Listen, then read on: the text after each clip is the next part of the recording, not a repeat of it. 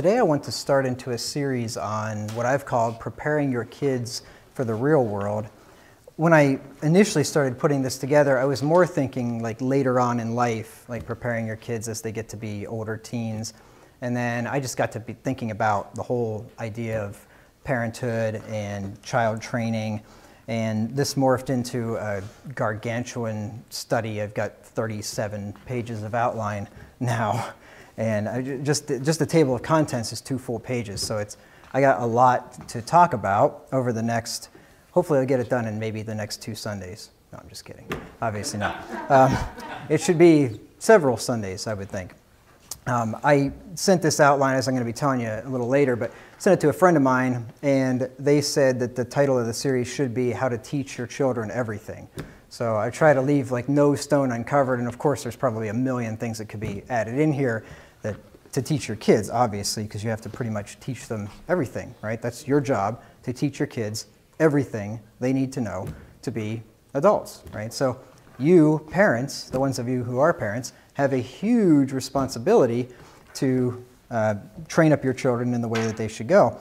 And also those of us who want to be parents, like my wife and I, and the younger guys, kids, I'm sure eventually will get married and hopefully have kids. And so all these things should be good for them. And we got a brother down in Louisiana that wants to be married too and have kids, so this should be good for him. And there are also brethren down in Excelsior Springs that used to be members here that didn't have kids when I talked about child training here about 4 years ago. So it'll be some of these things will be a good reminder, but obviously there's going to be much, much more I have to say than I did back then. I just want to go through the table of contents here and just give you an idea of what we're going to be covering over the next several weeks. We're going to talk about, starting out, and the real focus of the study is the goal of raising children is to bring them to maturity. That's the whole purpose of it. But before you can really even start training kids, you need to make sure kids are disciplined. So I added the whole section in here on child discipline because this is core. If you don't have disciplined children, you're not going to be able to educate them, right? Education cannot take place in a madhouse, whether it's at home or in a classroom or whatever. You cannot educate a child in that type of environment. So we're going to talk about why children need to be disciplined. We're going to talk about the types of behavior that merit child discipline, and that's probably about all we'll get through today. Then we're going to talk about when children should be disciplined, as in what age should discipline begin, how children should be disciplined, where they should be disciplined. And then I want to get into the 4 areas of maturity, and that is physical, spiritual, intellectual, and social development. And I've broken it down into those 4 areas, and we're going to spend a lot of time on each one. And in physical development, like I said, I'm just going to try to cover everything that I could think of that I think is important about training children, and not just their education, but everything. So I'm going to talk about why it's important to make sure your children get adequate sleep. It's important to make sure they eat right, to be active, to teach them to work hard, to have good hygiene, to talk to them about puberty and sex whenever it's age appropriate. These are all things that parents need to be teaching their kids. Obviously, a lot of these things you're going to know already. I mean, you're not starving your kids to death, right? I mean, so I'm not telling you, like, I'm not trying to insult your intelligence, okay? And if you are a parent and you've been doing it for years and you know a lot of the things that I'm saying, don't feel like I'm insulting your intelligence and telling you, what to do, that, like you don't know anything, okay? But if you do happen to learn things from this, and granted, I don't have kids, and I'm going to get into that too, but I've had the pleasure to have been for the last, 12 or so years, to have been around a lot of different Christian families, and I've learned a ton about child training. And that's not to certainly say that I am some expert or anything, and I don't have the personal experience, but I've learned a lot, and I want to share with you what I've learned from other people and from reading books and things like that. And if you learn something in here that you didn't know, then please just take it. It doesn't matter if it's coming from me and I don't have kids. Who cares? Just take it. If it's true, take it, right? Then we're going to talk about spiritual development. And by the way, a lot of these things, some of you don't have kids, you don't want to have kids, some of you already have kids that are grown or whatever. A lot of these things, they apply to all of us. If we apply these principles in our lives, the things that I'm telling you to teach your kids, and we should be doing them ourselves, we can apply a lot of these things to ourselves no matter how old we are. So spiritual development. I'm going to talk about what if your children are not elect? Because anybody ever think about that? Anybody with kids, you ever thought crossed your mind, like, what if my kids are not elect? What do I do? What if they don't? What if they are not God's children? What if they never do embrace the faith? What if they grow up and just outright rebel against it or whatever? What am I going to do in that situation? So I'm going to talk about that. And then I'm just going to talk about a whole bunch of just spiritual principles here that are important to impart unto your kids, like teaching them to believe in God, teaching them the Scriptures, teaching them to obey God, to love and seek the truth, to pray, to repent and ask for forgiveness when they sin, to forgive others, what it means to actually be a Christian. Teach your kids that. The importance of being in church and worshiping God, the importance of giving a portion of your income back to God, the importance of going to Bible study, the importance of singing hymns at home and in church, but at home. Teaching them to value family, teaching them to embrace God-ordained roles in families, teaching them to prefer the people of God, to hate evil, and to be content. And I'm sure if you thought about it, you could probably think of at least 1,000 other things that are biblical principles to teach your kids. So as you find them, teach them. But I'm just kind of hitting some of the big ones here that I think are important. And I'm going to try, as I go through this, with each point to explain how teaching your children this will prepare them for the real world. Then we want to get into intellectual development. And I want to talk about how it's the parents' responsibility to train to educate their children, not the government's responsibility. Now, as a parent, you can delegate that to somebody else, and if you choose to delegate that to the government, that's okay. But just remember, it's your responsibility. You bear the ultimate culpability for your child's education. We're going to talk about how education for children should start very early, how parents should take a direct part in their child's education, regardless if they're public schooled, homeschooled, private schooled, it doesn't matter.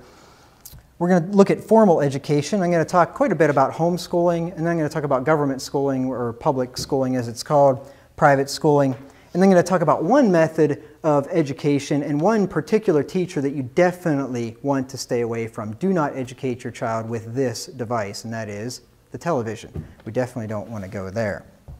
Not saying you can never watch TV, but for goodness sakes, don't use it as your teacher or as your babysitter or something like that. We'll talk about that. We'll talk about how we don't want to limit education to school time. We want to talk about the importance of establishing a daily routine for your children. This is very important, and I've seen examples of this, how this is crucial to child development. I want to talk about how it's important to teach them to read and to read to them.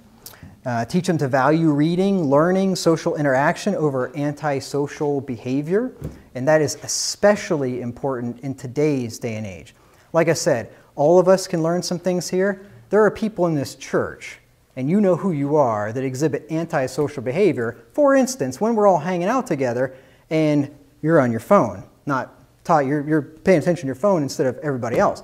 So these are things that you need to teach your kids, because your kids are bombarded with these influences. And all they're going to see all day long, especially if they go to school, are a bunch of their brain-dead zombie friends that have their faces stuck in their phone for their whole lives. So we definitely need to come down on that one and do it by example, because your words don't mean much whenever you don't do it yourself. Another big one, you're going to be surprised at this one, teach your kids how to manage money. And we're going to talk about that. And I think that's extremely important. Then I'm going to talk about teaching your boys to think outside the box. Not so much the girls. The girls can just think in the box, because there's pretty much a box of what they should be doing. But as far as your career goes with your boys and your education for that, I'm going to talk about teaching them to think outside the box when it comes to post-high school education, because this is not 1992 anymore. So there are other options out there, and colleges for some, but it's not for all, and so I want to talk about that. And I've got some really interesting stuff, options, things that are out there that are alternatives and that are cheap, and that you can learn a ton of stuff on the internet, signing up for programs that don't cost very much, where you can pretty much learn any skill you could possibly imagine. So I'm going to talk about that. And I'm also going to talk a lot about teaching your kids how to be entrepreneurs and giving you ideas for that, teaching them how to be business-minded. And when I mean business-minded, I don't mean to teach them to be a CEO. I just mean to teach them to be able to provide a good or a service that is valuable to other people, that improves other people's lives, and in the process improves their lives by getting money for it. Right? There's nothing wrong with making money, and you never want to shy away from teaching your kids how to make money. Making money is fine. And when you do it honestly, you improve the lives of other people because you're giving them a good or a service that they value more than the money they give to you. So everybody wins, and you want to teach your kids how to do that. And then we're going to talk about the limits of education. And then lastly, I'm going to get into social development. And we're going to talk about teaching your kids how to talk and interact with adults and with other children.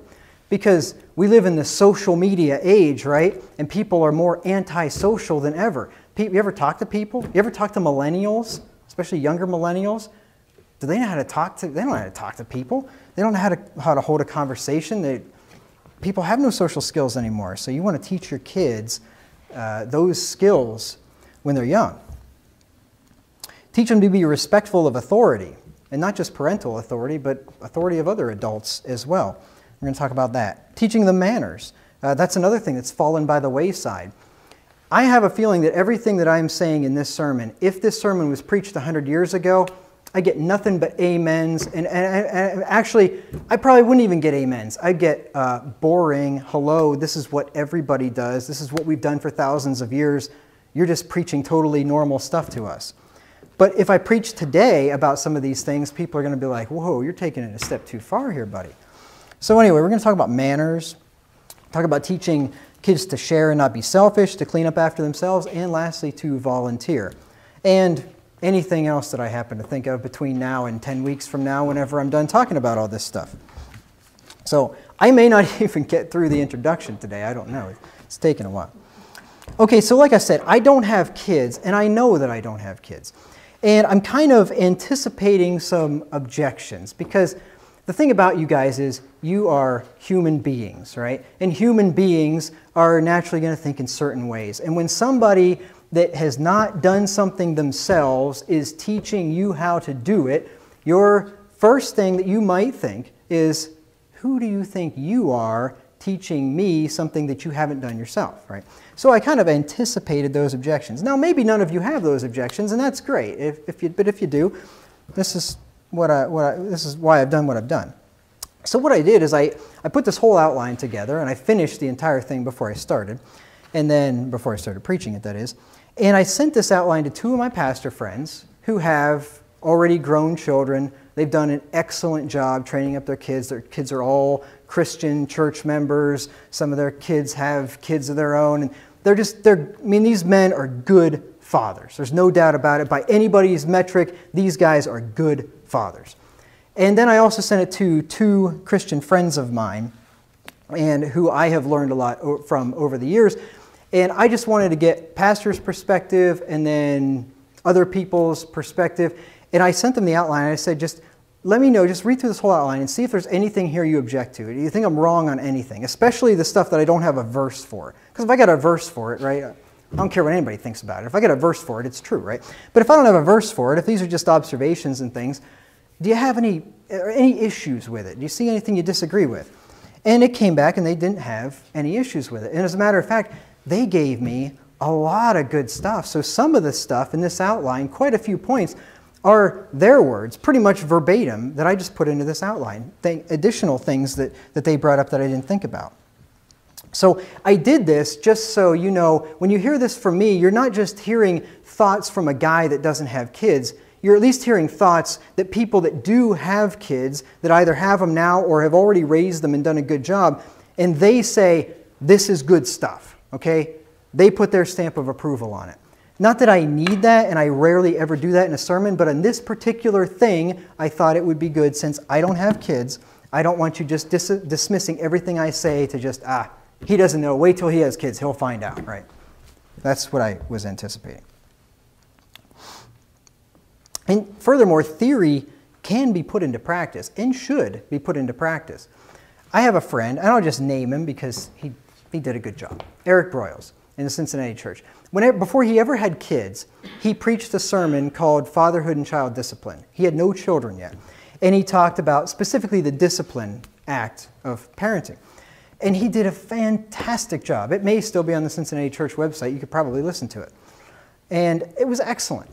And another member of the Cincinnati church at that time, when he heard it, said, and this guy also had kids, he's not a member anymore, but he said, you know, when I heard Eric preach that sermon, I thought, this is crazy. You know, he doesn't even have kids yet, and you're talking about all this theoretical stuff, and boy, just wait till you have them, it's going to be totally different, and you're going to feel like whatever.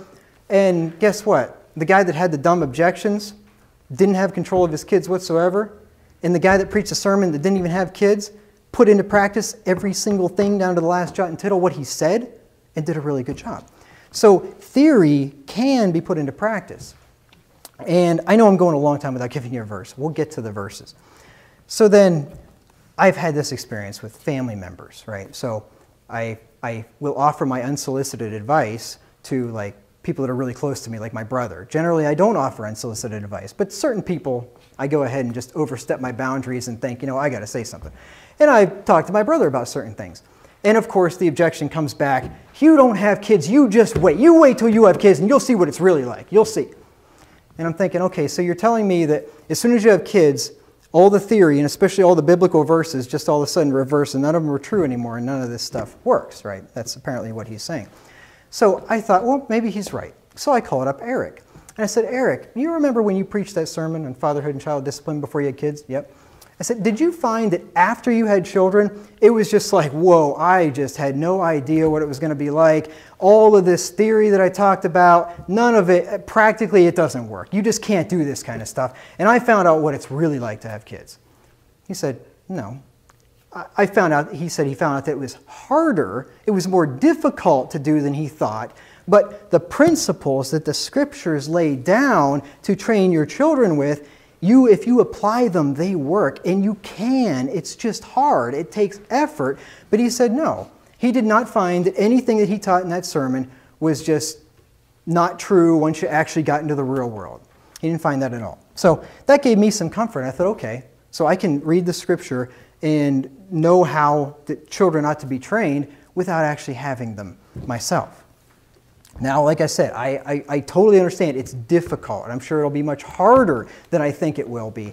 But I do think that all of these things that I'm telling you can be put into practice if there's a will to do it. Many of the points in this series are biblical, and therefore they're true, right? So if I've got a verse after the point, it's biblical and it's true. And I don't really care what you think about that. There's some other points that will be different. But for instance, if you think that it's wrong to beat children with a rod, you're wrong, right? I don't care when I get up here and say that children that disobey and are rebellious ought to be beaten with the rod, and you say, well, that ain't right. You're wrong. You know why? Because the Bible says, thou shalt beat him with the rod, right? The Bible says that. So I don't care what anybody says about that. So if I have a verse for something, then I don't want to hear any objection at all, no matter what your objection is. It doesn't matter. If there's a verse for it, it's true. Now, some of the points here are my own views, and they're my own observations based on learning from other parents, and I've been around tons of them, including parents in this church. I've learned lots of stuff from you guys too. So I've learned a whole lot of things from a whole lot of people, and these are my observations that I've learned, and from reading books. I've read numerous, I don't know how many books, but probably a half a dozen, what I consider to be pretty good books on child training and discipline and that kind of thing. So if you don't have to follow the things that I say that I don't have a verse for. So if I don't have a verse for it, you don't have to do it. I mean, it's up to you. I'm not going to tell you you have to do that. But I would ask you to carefully consider what I say before you dismiss it, right? Carefully consider it, because I don't think I'm a stupid person. I think I've been around a lot of good parents in my life, and I've learned a lot of things, and I hope that I can share some of them with you, and maybe some of them you've just never even thought of, and maybe you'll hear something and you'll think, wow, that would be a very effective method of doing thus and so that you had never thought about before. And some of the things in here I hadn't thought about because somebody else said, hey, here's another thing that I've really learned as a parent. I thought, oh, that's good, and I put that in there. Now, for those that have children, this study is especially important, obviously. For those who want to have children, this study is very important. But like I said, many of the things in this study, these are things that we all should be doing. In fact, all of these things we should be parents should be modeling for their children, and all Christians should be doing. So there should be something in here for everybody, hopefully. So now let's get to the study. I don't know how long that introduction took, but probably won't get as far into the outline as I wanted to today. The goal of raising your children, as I said, is to bring them to maturity.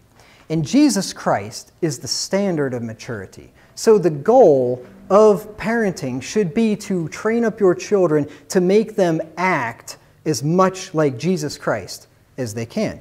And that should be the goal of all of our lives. Ephesians chapter 4. Ephesians chapter 4 and verse 13. I need to get a drink of water after that lengthy introduction. Ephesians chapter 4 and verse 13. It says,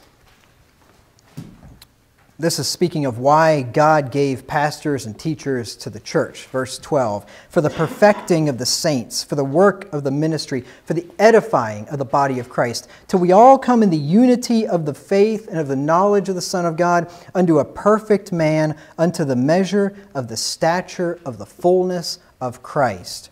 So that's my job as a pastor. Now you talk about a weighty job description. If somebody gave you a job description and it said, here's just your one task, just this little thing, just bring all the people under your ministry unto the measure of the fullness of the stature of Jesus Christ. That's a pretty big job, right? Obviously. Well, guess what? As parents, you have a similar job to do with your children. Every father in this church and every father out there is basically a pastor of his own family, sort of. I'm not saying your family's a church exactly, but basically the father is the teacher, the father is the instructor, the father's the discipliner, right? So the father's the leader. So the father is like a pastor figure for his family. And every father has this responsibility to bring up his children in the nurture and admonition of the Lord, to bring them to full maturity as best as he can, to make them as much like Jesus Christ as he can. Now, there are 4 areas of development in which your child needs to be proficient in order to be a godly, decent, productive Christian and member of society. And that is, he needs to be developed physically, spiritually, intellectually, and socially. And I didn't make these 4 things up because they just sounded good to me. I actually took them from a verse that I'm going to take you to here in just a second, and that is in Luke 2 in verse 52. Remember, we are to be brought to the fullness of the stature, the measure of Christ, right? Well, let me show you how Christ was brought up as a child, how he developed as a child. He developed in 4 areas. And I just noticed this when we read this verse this morning for the morning scripture reading. I noticed the verse before the verse that I'm going to read you. So I'm going to start with verse 52, or 51, pardon me.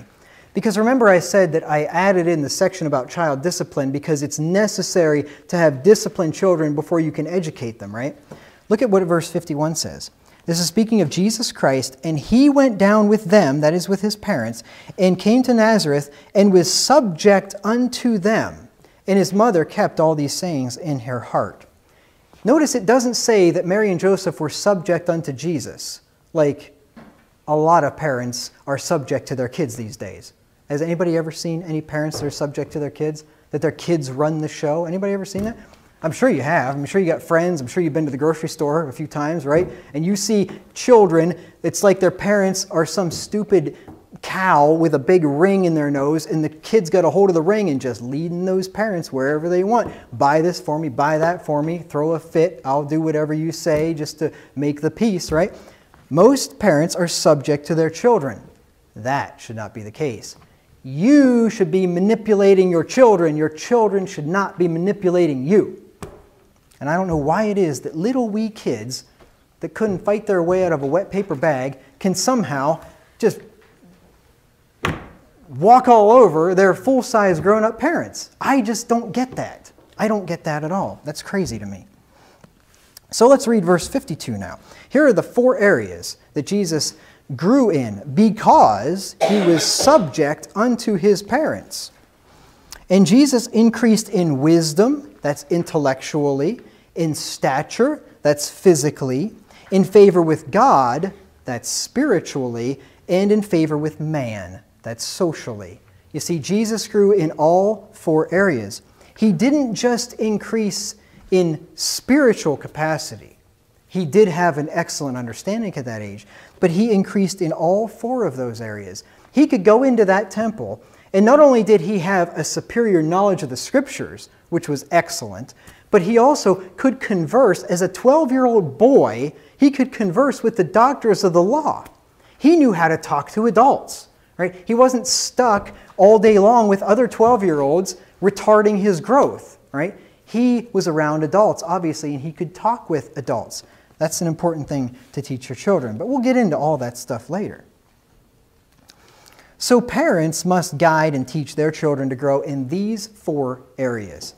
Now, maybe I think a lot more of my study than you do, and maybe you will never look at the thing again once I'm done with it, and that's possible, and I get it, everybody's got busy lives, but I would encourage you to take this outline from time to time and go back through it and review these things. You don't have to listen to whole sermons if you don't want to, although you'll get a lot more out of them than you would the outline, but go at least back through the outline. And as you spend your time teaching your children the Scriptures every day, which I hope you do, which you should, I got a whole section there on spiritual things, so just go down through those things and just follow the outline. I mean, make sure you're hitting all the high points. Go through, maybe make it a point. And I know I'm dreaming here, right? This is probably not going to happen, and I should do it myself, and I intend to do it myself. Take this outline out once a year and review these things and say, have I done these things? Maybe at the end of the year, maybe at the end of next year. Review this outline and say, how am I doing on these things?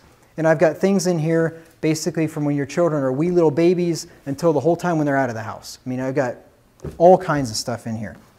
Now, maybe it's a pipe dream. I don't know. But I would encourage you to do that anyway. The best way to learn something is repetition. So you learn it and then you review it, and that's how you really can get it in your head. The most effective way of teaching your children is by showing them by your example. That's the best way to teach. You should instruct as well, but show them. If you want to teach your child what to look for in a good man when she grows up, or if you want to teach your child what to look for in a good woman when he grows up and wants to find a good wife or a good husband, you know how you do that? It's not by giving them books on marriage. It's not by, even reading the Bible, that's good, and you should do that. But you know the best way probably to do that is to take what's in the Bible and live it. Do it in front of them. Let them see that. And that will be a far better teacher than anything else. I read a statistic the other day, and I forget where it was from, and they asked kids if they would be happier if their parents loved them or if their parents loved each other. I was shocked. You know what they said? They'd be happier when their parents loved each other than when their parents loved them. You think about that. It means a lot to kids when they can see that their parents love each other. That really makes a big difference for kids.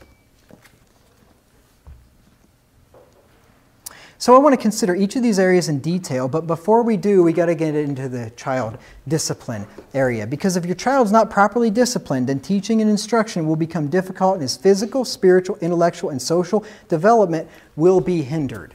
You're not going to be able to teach your kid, you're not going to be able to teach them anything. You're not going to be able to teach them to eat right if you don't even have dinner time as a family at home and you just let them pop whatever they want in the microwave or something like that and just eat whatever they feel like, right? If you have an undisciplined home, you're not even going to be able to teach your kids basic things like how to eat, right? Let alone spiritual things. So it's important to have the discipline down first. Like I said earlier, you cannot properly educate children in a madhouse. Whether that madhouse is your own house or whether it's the classroom at school, whatever it is, it must be ordered. And if it's not ordered, you're not going to be able to educate like you should anyway. So before the child is trained, he must have his behavior controlled. Now, as I said, a lot of this I covered 4 years ago. But like I said, since then we've had new members come in that weren't here then. We've had members that had, or at least in the other church, that have kids that didn't have them then. I'm married now, and I want to have kids, so this stuff, when I'm teaching you, I'm teaching me. I'm teaching me everything I'm teaching you. I've already taught it to myself once because I made the outline. I'm going to teach it to myself again, and then I intend to review it and teach it to myself multiple times.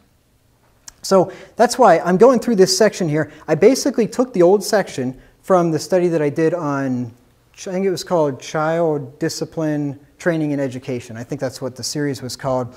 And the first half of that was on child discipline. So no need to reinvent the wheel. I took that, but then I added a bunch of stuff to it because I've grown in the last 4 years and I thought about other stuff. So some of that information I'm going to recover that I covered before. Let me see a show of hands. How many people here remember every single thing that I taught in that sermon on child discipline 4 years ago? Okay, nobody. How many people remember anything I taught in that sermon on child discipline 4 years ago? Okay, we got one person. Okay, so that means the rest of you remember nothing that I taught in the sermon on child discipline, so it's probably good that I review it all. I'm sure, maybe you guys are shy. I'm sure somebody remembered something that I taught in that sermon. But anyway, so it's probably good that we review it.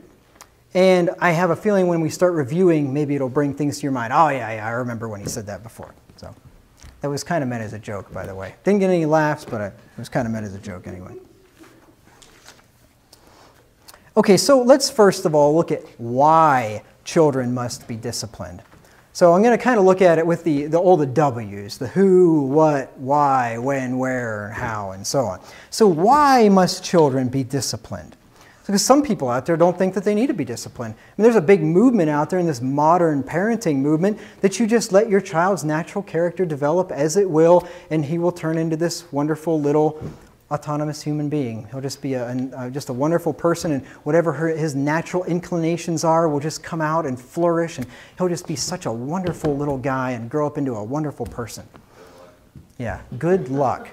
You know what would happen to a child like that? I'll tell you. The Bible will tell you what will happen to him. He's going to turn into a miserable little wretch is what's going to happen to him. And he's going to ruin your life and pretty much everybody's life that he comes into contact with. The reason why children have to be disciplined is because foolishness is bound in their hearts. It's not found there, it's bound there. Turn with me to Proverbs 22 and verse 15. Or I should say it's not only found there, it is bound there. Proverbs 22 and verse 15. It says, foolishness is bound in the heart of a child, but the rod of correction shall drive it far from him. That foolishness is bound in there. And you know what bound means? It means made fast by a tie, confined, fastened down, bandaged. It's like God didn't. Adam took foolishness and put it in a child's heart and then tied it and like wrapped that foolishness in him so tightly that it cannot be brought out. Or that I shouldn't say it can't be brought out, but that it won't just naturally fall out and seep out. Okay, it's not going to come out on its own. Let me put it that way. It is bound, tied, confined in there. Foolishness is the quality or condition of being foolish. And foolish is fool-like, wanting in sense or judgment. Now let me define what a fool is. Since foolishness is foolish and foolish is fool-like, let's define what a fool is. A fool is one deficient in judgment or sense, one who acts or behaves stupidly, a simple person, or a silly person, a simpleton. See, back in even in these definitions, when these definitions were in vogue a long time ago, silly didn't mean what we think of silly today, right? A silly person was not just somebody who's just kind of funny and goofy, and no, that's not what silly meant. You remember the Bible talks about silly women laden with sins that can be drawn away of their own lust. This is speaking of a foolish, stupid person. Silly person, a simpleton. In biblical use applied to vicious and impious persons, the word has in modern English a much stronger sense than it had at an earlier period. It is now an implication of insulting contempt, which does not in the same degree belong to any of its synonyms or of the derivative, foolish. So a fool in the Bible is probably one of the harshest condemnations of a person that you'll find. Once again, when we call somebody a fool today, we just mean he's the class clown, right? Or he's just the goofy guy or whatever. But in the Bible, when somebody was a fool, they were a vicious and impious person. They were a simpleton, somebody who believes stupidly, somebody who has no judgment, they have no sense. They're an idiot. And they're people that other people would despise and be fed up with. That's what a fool is. So when you read through the book of Proverbs, just keep that in mind, that this is a high term of derision when you call somebody a fool. Well, guess what? That is what is in every child. It's what's in every one of us by nature. Every child is born with that kind of stupidity and lack of judgment in them, right? It's there. And it's got to be driven out. It will not leave naturally. To drive means to force men or animals to move on before one or flee away from by blows or intimidation, to urge on or impel with violence. That's what it means to drive. Remember when it said Jesus drove them out of the temple when he made the scourge of small cords? That's the same thing that must be done to children. Basically a scourge, maybe not a scourge of small cords, but a rod anyway, to drive the foolishness out of them. That is what the Bible teaches must be done. It is to force that foolishness out of them, to force it to move on and flee away from the child. That is parents' responsibility. Now, a child, the Scripture says, that is left to himself, you know what he'll do? He will bring his mother to shame. Proverbs 29 and verse 15.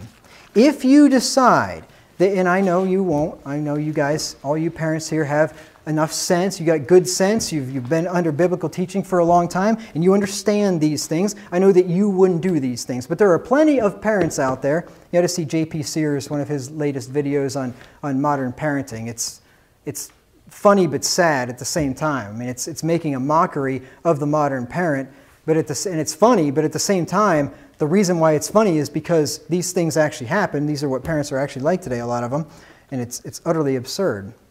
But if you want to leave your child to himself and just assume that he's going to develop into a good and productive and virtuous adult, it ain't going to happen. He is going to bring you to shame. Proverbs 29 and verse 15.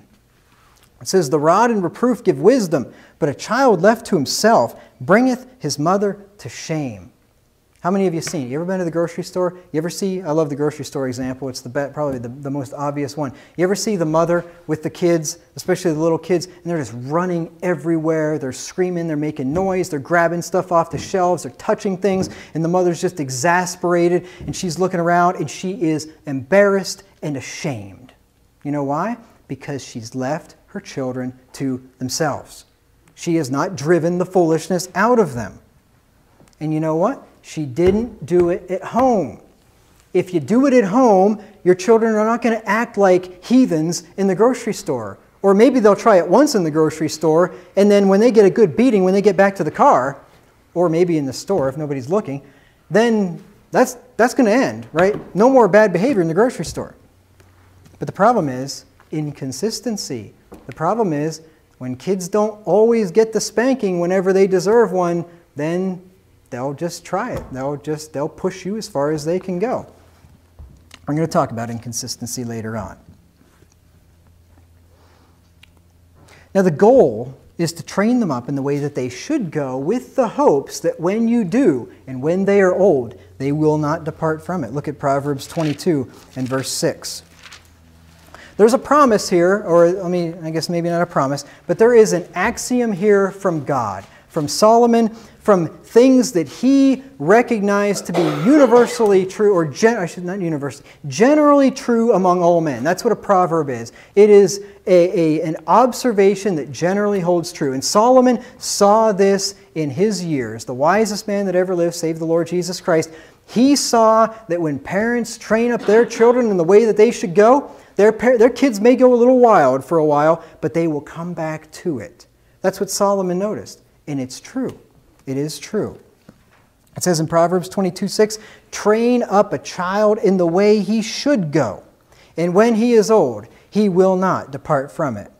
Don't train them up in the way that they want to go. Because remember, foolishness is bound in their hearts. They're fools. They're simpletons. They don't have judgment and good sense, right? And I'm not insulting your kids. We were all like that. That's what kids are like. They are simpletons.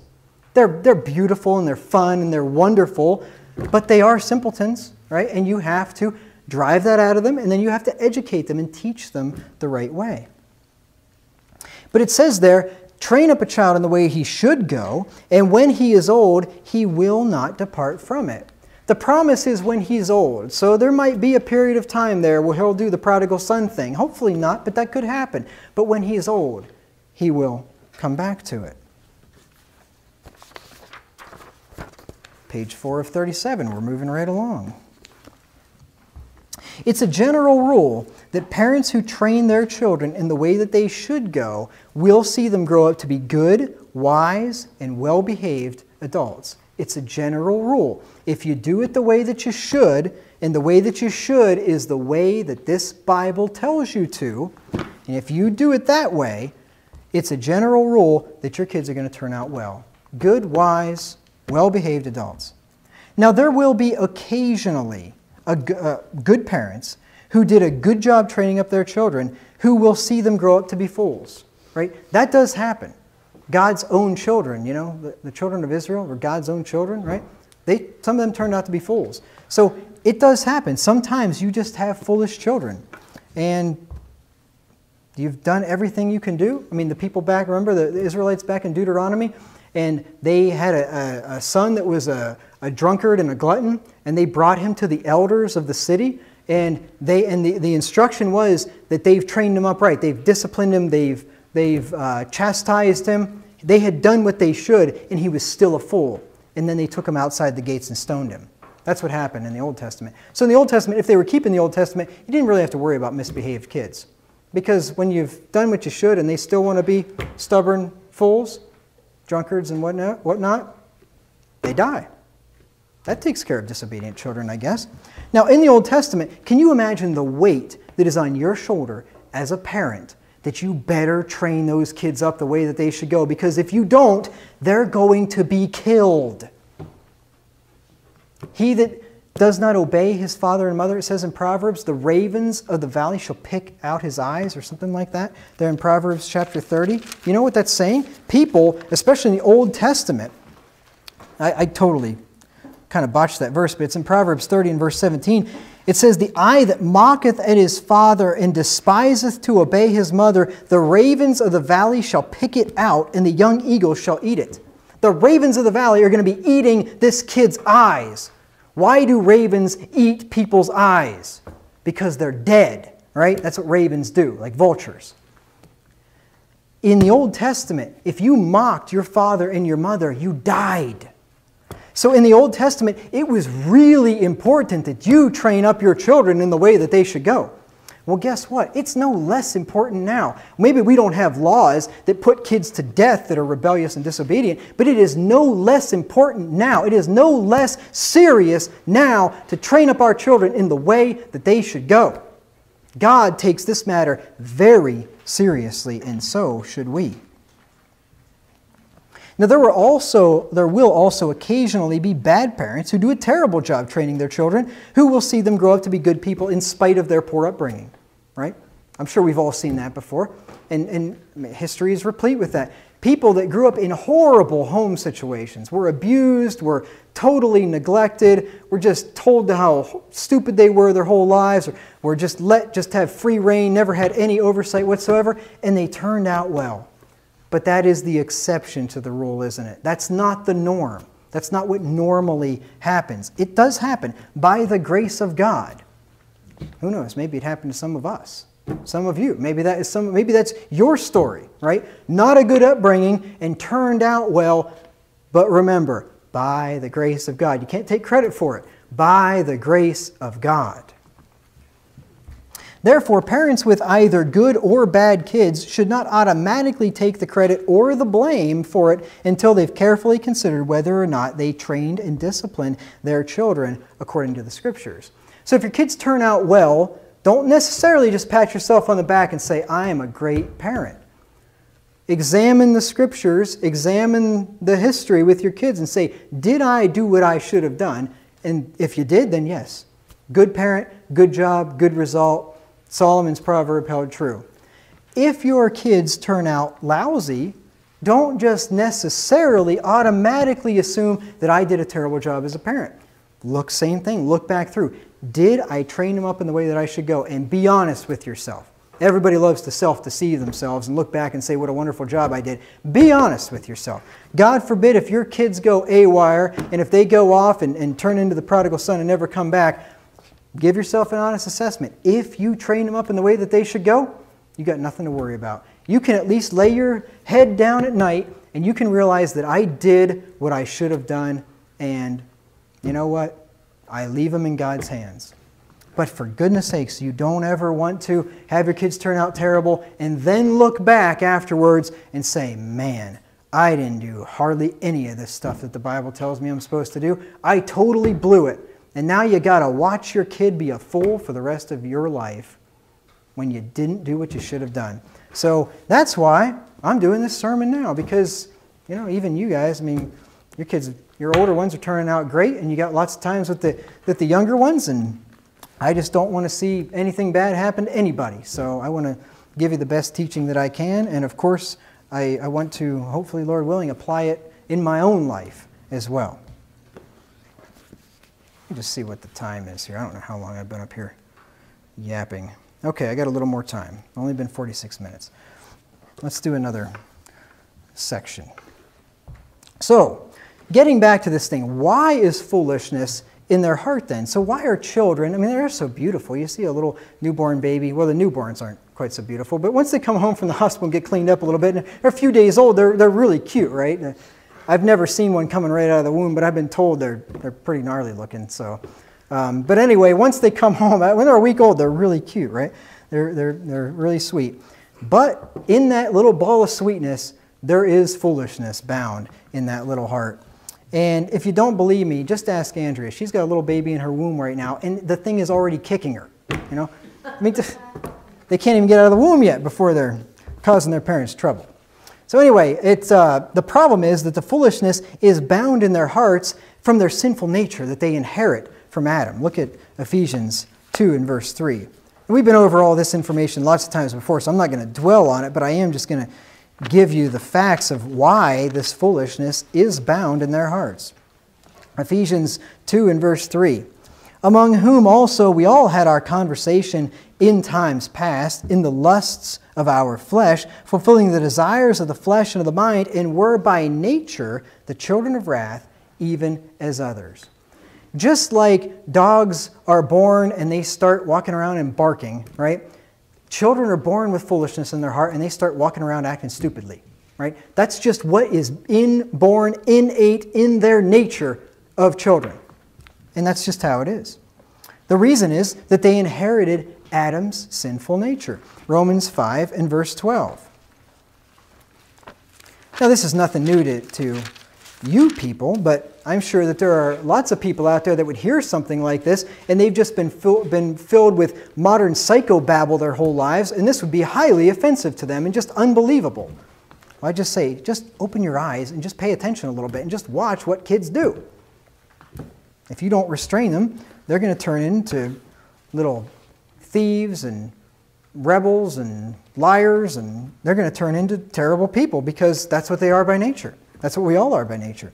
Romans 5 and verse 12. Wherefore, as by one man sin entered into the world, and death by sin, so death passed upon all men, for that all have sinned. And this sinful nature doesn't come about at some age of accountability, at 12 years old or some nonsense. This is present the whole way at youth. Let's look at Genesis 8 and verse 21. Genesis 8 and verse 21. This comes about very early. Genesis 8:21.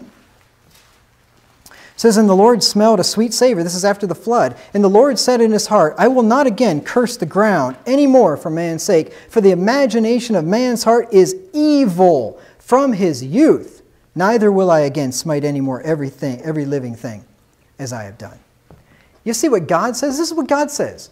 This is not what I say, what Anybody else says? God says, he said this to himself, that the imagination of man's heart is evil from his youth. That means that kids, from their youth, little kids have evil imaginations. They have evil within them. And that evil needs driven out with the rod. But it's not even from youth. It's from birth. Look at Psalm 58 and verse 3. Psalm 58 and verse 3. Psalm 58 and verse 3. It says, the wicked are estranged from the womb as soon as they go astray as soon as they be born, speaking lies. Now you can choose to not believe this, but you know what? What does the verse say? It says the wicked go about speaking lies as soon as they're born. That's what it says. Now you say, well, how can a baby speak lies? He can't even speak. Well, I have been told that babies have a certain cry that they will cry whenever they are truly in distress, when something's really wrong. And then they have a cry that they can whimper about when they're just being brats or whatever, just want your attention or something like that. And I have been told that if they don't get the attention that they want, they'll use the cry like they're dying just to get your attention. So they've deceived you, right? They've lied in a sense. And Andrea's nodding her head there. Apparently this is true. So I've never seen this myself, but like I said, other people have told me this. Actually, I heard Pastor Mott say this. So if it's not true, then you can go charge him with false doctrine or something. But anyway, so there's an example of how the wicked could go astray from the womb speaking lies. But I have a feeling what the psalmist is saying here is man is born dead in sin, and he's a liar from the very beginning. Even before he can speak the lies, he's a liar. That's what's going on here. But it doesn't even start at birth. This sinful nature that we have begins at conception. Look at Psalm 51 and verse 5. Psalm 51:5, David says, behold, I was shapen in iniquity, and in sin did my mother conceive me. Shapen in iniquity. And no, this is not David's mother's sins or any nonsense like that. David is saying that I was a sinner from the time I was conceived. Because it makes sense. If death passed upon Adam, if death passed from Adam upon all men, when did all men inherit it? At some age, they weren't pure for some period of time and then they inherited it, right? They inherited it as soon as they are created, right? So man is a sinner from birth. Children have this foolishness inborn into them. Now, not only is disciplining children good for the children, it's good for the parents and it's good for others. For goodness sakes, have mercy on your fellow man and discipline your children and don't make them suffer with your foolishness, right? But it's good for you. If nothing else, just be selfish, right? Be selfish, make a good life for yourself, and discipline your kids because it's good for you. It makes your life peaceful. You see, children should not be your oppressors. Look at Isaiah 3 and verse 12. Isaiah 3 and verse 12. There's a lot of people these days out there in the world that need to hear this stuff because a lot of people vex me every day when I go out and I see unruly children. They're vexing my soul. They need to chasten their children so they give them rest and give me rest. I was so close a while back. I was in Panera. This is quite a while back, but there was a woman there and she had a little toddler and he was just giving her fits and just giving her all kinds of trouble. And she clearly, I just don't think she probably even knew what to do. She was just clueless. And, I feel bad for her because she probably didn't have anybody example to see or nobody to tell her how to do it, or maybe her parents didn't know or didn't care, or I don't know what. But anyway, she was just having the worst time with this kid and he was just screaming and throwing fits. And I can't imagine that the whole restaurant wasn't as irritated as I was, or maybe not quite, but I have a feeling that everybody was distracted and irritated. And I was this close. I was going to be nice to just walking up and just calmly sitting next to her and just saying, I can share with you a way that you can make your child behave and you and him will have a nice, peaceful time at this restaurant if you want to know. And he, right about the time that I just couldn't handle it anymore, he started being quiet. I don't know, she probably gave him a cookie or something or what. Anyway, and I didn't do it. But I was so close tonight, and I was going to be nice. I wasn't going to be mean about it. I was going to be nice and just ask her, do you want to know how you can fix this problem? She probably wouldn't have, but That's all right, at least I would have tried. Okay, so children, back to Isaiah. Isaiah 3 and verse 12. Children should not be your oppressors. Isaiah 3:12. The Lord says, as for my people, children are their oppressors, and women rule over them. O my people, they which lead thee cause thee to err, and destroy the way of thy paths. God says they that are leading you, they were letting women lead them. That shouldn't be. Women should not be leading men. Right? Women should not be in leadership positions in government and things like that, in the house. That should not be happening. So when women are leading men, they are causing them to err, God says. So this verse takes care of the feminist agenda, but then look what it says. As for my people, children are their oppressors.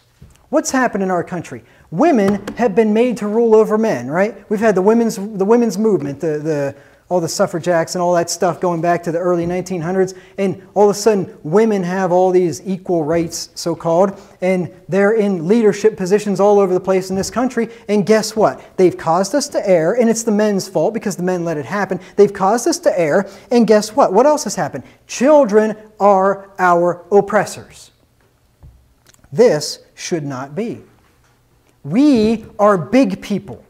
Look, there is no little 2-year-old kid that is going to tell me what to do. There is no 2-year-old kid that's going to force me to do anything, except for feed him and give him clothing and so on, just because, and he's not forcing me to. God is forcing me to, because that's my duty to him. But no 2-year-old kid is going to force me to do anything. I'm an adult. Children should not oppress us. That's crazy. If you cannot control your children when they're little, that's crazy. You are big. They are little. That should not happen. Now, when children are our oppressors, if they are, it harms both them and you. It's not good for them, because they're going to turn out rotten. And it's certainly not good for you for many reasons. The least of which is you don't have any peace in your life anymore. And you probably feel like a defeated person whenever a little 2-year-old kid has his way with you. I'd have pretty darn low self-esteem if a 2-year-old kid's having his way with me. He's 2. I mean, for goodness sakes. Now, if you correct your children, they'll give you rest. Proverbs 29 and verse 17. You say, oh, you wait, it's harder than you think. I'm sure it is harder than I think. But, I mean, is it not a fact that a grown man should be able to have his way with a 2-year-old child? Is that not a fact? How hard it is, I don't care. Is that not a fact that a grown man should be able to be in control of a 2-year-old child? I would think so. Proverbs 29 and verse 17. Correct thy son, and he shall give thee rest. Yea, he shall give delight unto thy soul. You see, to have a peaceful, happy family, happy existence, happy life, correct your children, and you'll have rest. If you don't correct your children, you're going to have chaos. You're not going to have peace. You're going to be tired all the time. You're going to be frustrated. You're going to be embarrassed to go out in public because every time you do, your kids embarrass the heck out of you. You don't want that, right? I certainly don't want that whenever I have kids. If you correct your children, they'll bring you much happiness. It says in Proverbs 10 and verse 1 and in Proverbs 15:20, go ahead and turn to Proverbs 10:1, that a wise son maketh a glad father. Proverbs 10 and verse 1. Proverbs 10 and verse 1. It says, the Proverbs of Solomon, a wise son maketh a glad father, but a foolish son is the heaviness of his mother. I want you to notice something. Did you know that the Proverbs actually start, the Proverbs per se start in chapter 10? When you look back through the first 9 chapters, they're not really Proverbs per se, because there's really, most of it is a connected stream of thought from one thing to the next, and it's more instruction and teaching. They're not Proverbs per se. Proverbs are these little pithy sayings, like little one-word sayings, usually with a comparison or a contrast or something. If you want to know what Proverbs are, just read chapter 10 through the end of Proverbs, or through probably 29 anyway. That's really Proverbs per se. Prior to that, there's a lot of instruction about wisdom, about knowledge, and so on. But then the Proverbs come in verse 10. What is the very first thing out of Solomon's mouth? It's interesting. I just noticed this. The Proverbs of Solomon, a wise son maketh a glad father. There's his first proverb. But a foolish son is the heaviness of his mother. If you want to be a glad father, then you need to have a wise son. Now, you're not going to have a wise son just by letting him grow up how he's going to grow up. Why? Because foolishness is bound in his heart, and foolishness and wisdom are the opposites, right? So if you want to have a wise son, you got to drive the foolishness out, and then you have to impart the wisdom to him, right? You got to teach him the scriptures, right? So you got to drive out the foolishness with the rod, and then teach him the scriptures. Then you have a wise son. Then you are a glad father. But, look at the contrast, but a foolish son is the heaviness of his mother. On the other hand, you are going to be heavy, sad, depressed, if you don't drive out the foolishness and you don't impart the wisdom to the kids. Proverbs 15 and verse 20. Proverbs 15 and verse 20. This was so important, Solomon repeated it twice. Proverbs 15:20. It says, a wise son maketh a glad father, but a foolish man despiseth his mother. Why is his mother having trouble there in verse 10? When it says a foolish son's the heaviness of his mother, why is she having trouble? Because her son despises her. Why does her son despise her? Oh, I don't know. Maybe because he doesn't respect her. Why doesn't he respect her? Because she didn't discipline him. She let him be in control. And because of that, he doesn't respect her and he despises her. Think back to the teachers that you had in high school. Did you have any teachers in high school that didn't have control of the class? You ever have a new teacher, like the first year? You ever have a first-year teacher, a student teacher or something? And it's just, maybe some older people, it was probably better back then, but even when I was in school 20 years ago or whatever, you had a new teacher, it's like the kids, if they didn't come in and know how to establish themselves, the kids would just walk all over them. Sometimes they wouldn't even last a year. The kids would just ruin them. Why? Because they didn't have respect for them. Those teachers did not come in and lay down the law. They had no respect for them and they despised them, and it was the heaviness of those teachers. Same thing will happen with your kids.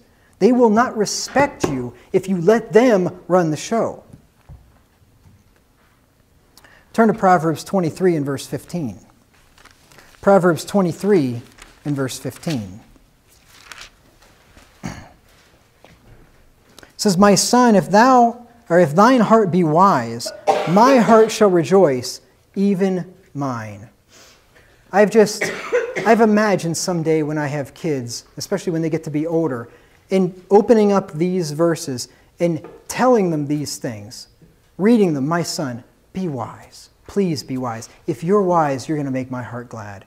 Listen to the things that I've taught you. Listen to the scriptures. Obey the scriptures. A wise son maketh a glad father. If the son is wise, the father's heart will rejoice. But on the other hand, if you don't correct your children, they will bring you much pain, sorrow, and embarrassment. Remember Proverbs 10:1, a foolish son is the heaviness of his mother. Proverbs 15:20, a foolish man despiseth his mother. It's so funny. People have it so wrong. Nowadays, parents think, oh, if I spank my kid, they're going to hate me. They're not going to love me anymore. No. Have I got a witness? When you spank your kids, do they love you or hate you? At the time, they probably don't like you very well, right? It hurts, right? But after they've gotten the spanking, right? And after the punishment's been dealt out, and then after reconciliation's made, do they love you or hate you? Say it. They love you, don't they? They do. People, it seems a little counterintuitive. If you beat your child with the rod, and I'm talking biblically, I'm not talking about child abuse here, your children will love you. They will appreciate the fact that you love them enough to discipline them and to not let them act out their foolishness and destroy themselves. Let's look at Proverbs 17 and verse 25. Proverbs 17 and verse 25. A foolish son is a grief to his father and bitterness to her that bare him. And there are a lot of parents out there that have foolish children that have grown up and that are fools. And probably most of them blew it. And there is the occasional one that probably did a good job, and it's just whatever. They just were unfortunate and they have a foolish son. And just talk to them. Ask them how it affects their lives every single day. I know of a parent, a friend of my mom's. I think I told you about her son died of a heroin overdose here a few months ago. and I don't know what they did, right or wrong, who knows. But they are really, really hurting now. And of course, you can imagine that would be an absolutely horrible thing to experience. I don't know who knows what kind of a job they did, but I do know this. If you don't train up your children the way they should go, that could happen to your kids. It happens to a lot of them. And you don't want that to happen. That's why I'm preaching this sermon. I know I'm telling you, you probably know all this stuff, right? Maybe I've told you nothing new today, I don't know. But it's good to have it reinforced. It's good to have it continually reminded and brought to the forefront of your memory. Proverbs 17 and verse 25. It says, I already read that. Let's go on to the next one. Proverbs 19 and verse 13. Proverbs 19:13. A foolish son is the calamity of his father, and the contentions of a wife are a continual dropping. There's two things that are going to cause a man's life to be unhappy, right? Foolish, unruly children, and an unruly wife, for that matter. A contentious woman that's constantly nagging him and giving him a hard time all the time. That is not going to make a man very happy. Notice the word there. A foolish son is the calamity of his father. I mean, when I think of calamity, I think of tornadoes, hurricanes, forest fires, nuclear bombs going off and totally destroying your life, right? That's a calamity, right? Well, guess what? The Bible says, and I'll bet you parents could you could figure this out, and you could just you kind of know, and you could just think, what would happen if my kid turned out to be a total fool? I'll bet you could imagine, and you could say, you know what? A tornado ripping my house to shreds would be nothing if one of my kids went out and became an utter fool. You agree with that?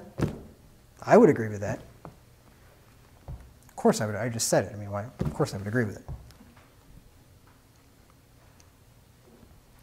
Look at Proverbs 19 and verse 26. Proverbs 19 and verse 26. Especially if you could have prevented it. If you couldn't have, if you did your job and it happened anyway, then you can rest at night. But if you could have prevented it, I'd rather have the tornado. Proverbs 19 and verse 26. He that wasteth his father and chaseth away his mother is a son that causeth shame and bringeth reproach.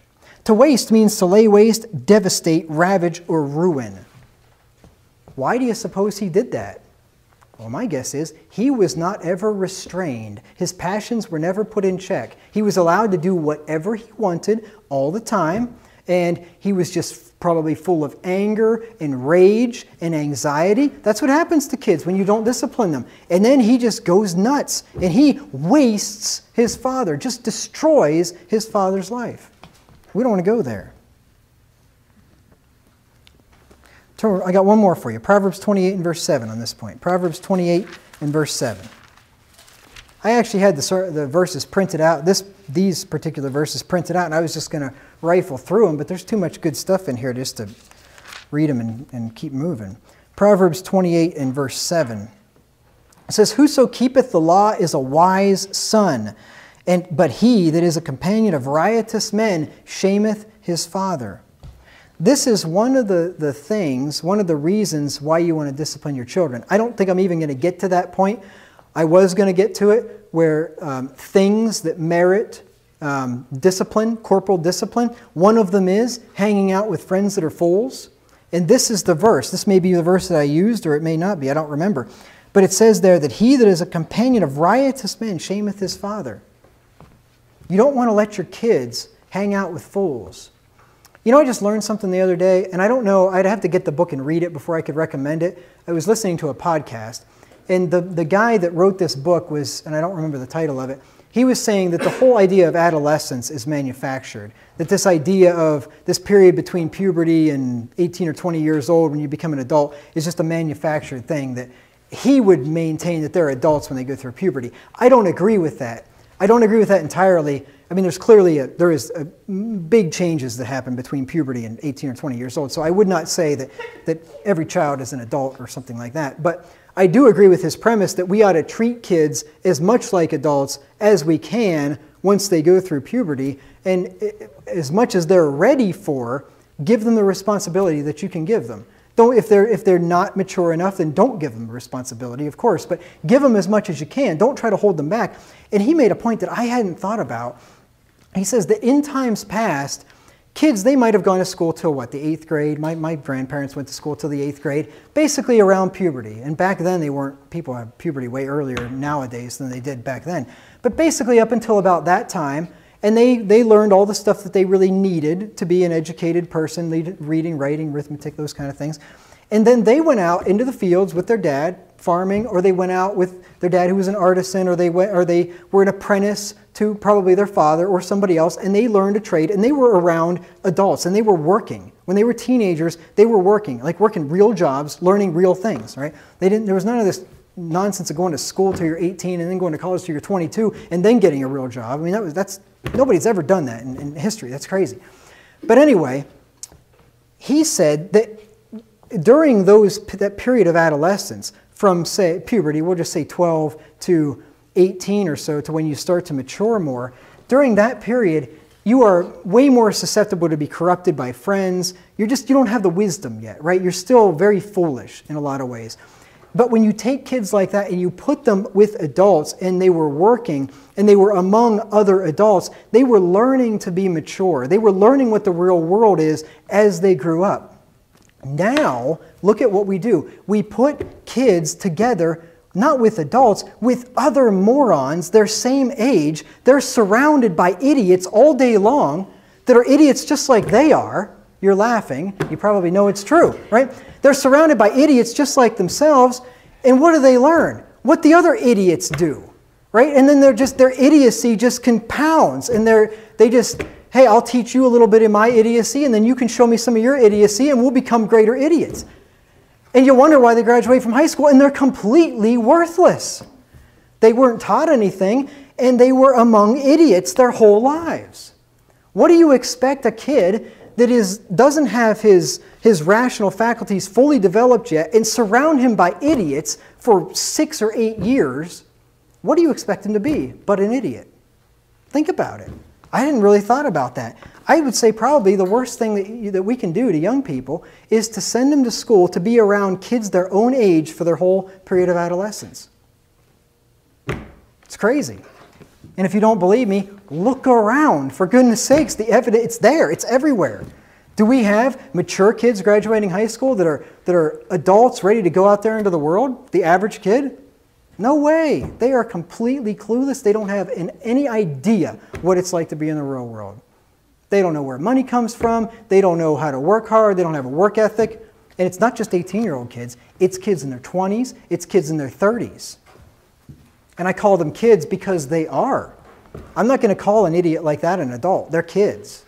I could call James an adult probably.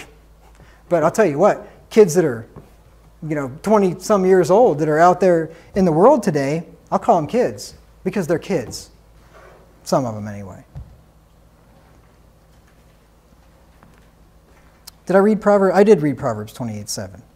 That was kind of a rant, but that was a real eye-opener for me. Now, having children is no reason to have constant chaos and pandemonium at home or in public. I think a lot of people just assume this. And I've heard people say it. I mean, if you have kids, it's just chaos. It's just chaos. At home, it's just chaos. Everywhere you go, it's chaos, right? Classrooms are chaos. It's just chaos and pandemonium. And they just assume that that's just the way it is. You have kids, you have chaos. Does it have to be that way? When you read through the Bible, does the Bible give a description of childhood and adolescence as chaos? Do you read about Abraham's family? Was it chaos? David wasn't a very good father. Was it chaos? Yeah, kind of. Absalom, right? And Adonijah, yeah, it was chaos. He was a bad father, right? But generally speaking, when you read about what the Bible prescribes, does it prescribe 18 years of chaos in the house? No. It doesn't have to be chaos. People just assume that's so. I like Tom Woods. I listen to his podcast. He's got 5 kids. And I wish the guy was converted to Sovereign Grace. I really like the guy. He's a hardcore pre-Vatican II Catholic. And I certainly can't agree with him there. I agree with him on a lot of stuff. But I think he's a good father as far as I can tell, other than teaching his kids all this Catholic crap. But other than that, he seems to be a good father. And he said he'll have people come up to him, and he'll tell them he has 5 kids, and they'll be like, oh, boy, I feel bad for you. That's crazy. He says, that offends me. That's ridiculous. He's like, my kids are a huge blessing to me. It's not chaos. It's a lot of work, yeah. But it's not like, nowadays, though, somebody comes up to you and you have a big family, and you tell them how many kids you have, and they say, oh, that's crazy. Why? Why is it crazy? It doesn't have to be crazy. It's only going to be so if you let it be. If parents properly discipline their children, they will be a joy for both parents and visitors to be around. It can happen. I have had the pleasure to be in homes where children were properly disciplined, and as a result, they were quiet, polite, and not distracting or aggravating. And that seems crazy to hear, but I have experienced it. I was down, and I'll just give you the example. I was down in Florida. I was visiting a couple of friends from the Lakeland Church, used to be in Cincinnati, and they have 3 kids, and the older ones are a little bit older. They're maybe 10 and 12 or something, but they have a 3-year-old too, and 3 kids, and you just wouldn't have even known the kids were there. They were there. They were right there. I mean, but they were quiet, polite. They didn't. I mean, they would talk, and and they'd go off, and they didn't even have TV. They weren't playing. They didn't sit and play video games or anything. They'd just go off. They'd read or they'd play. We were there from 4:30 in the afternoon until 1:30 in the morning. We were there forever and just talking. And those kids were never. I don't even hardly notice them. They were not a distraction. It was just amazing. And I just said, wow, this is something. Well, I went home and I told my mother about it, because my brother would say, oh, that's impossible. That can't happen. No way. Because his house is quite different. It's pandemonium. It's chaos. It's crazy. But anyway, he would say that can't happen. And I always have child discipline and child development talks with my mom. And she's largely on the same page, but I think she still thinks, oh yeah, you'll find out what it's really like when you get there or whatever. I still don't think that she doesn't really think that I know what I'm talking about. So I went home and I just wanted to tell her. I said, we were at Chad and Knoll's, and it was amazing. I mean, it was just like the kids were quiet. You didn't even notice they were there. And she's just like, huh. Like she couldn't, I mean, she had to believe it because I wasn't lying, but she just couldn't hardly, she was just so shocked, I think, by that. And she's like, oh, they must just be not, and I was telling her I've experienced this in other houses too. And she says, oh, well, the kids just must not be active. I said, no, they're active. I mean, I know these kids, you let them go out and play or you let them do whatever they want. They are active. It's just that they were disciplined. So anyway, it is possible for the home not to be chaos and crazy. And I know today in most homes, it's crazy. I mean, you just walk in there and it's just kids running, screaming, whatever, and parents are exasperated and chasing them all around and can't control them. But it doesn't have to be that way. It therefore can be done because I've seen it done. It's just a matter of ensuring that your will, not your children's will, is done. You see, you don't need to be stressed and flustered and exhausted because of unruly children.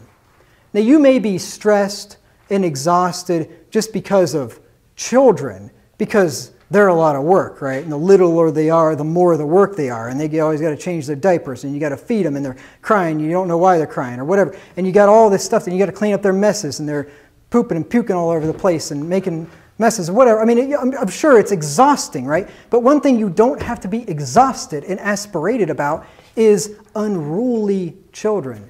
You don't have to have a chaotic, crazy, stressful, flustered, exhausted, stressed life because of unruly children. Only if you let it be that way.